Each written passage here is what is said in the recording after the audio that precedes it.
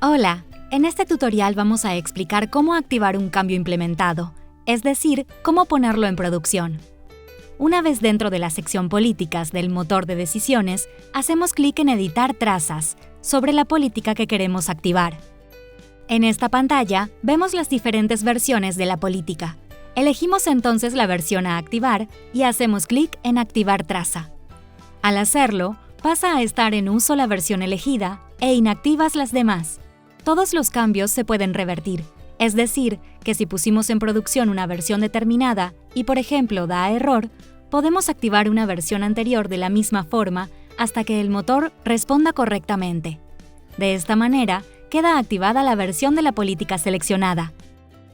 En este tutorial aprendimos cómo poner en producción una versión de una política. Gracias, nos vemos en el próximo tutorial.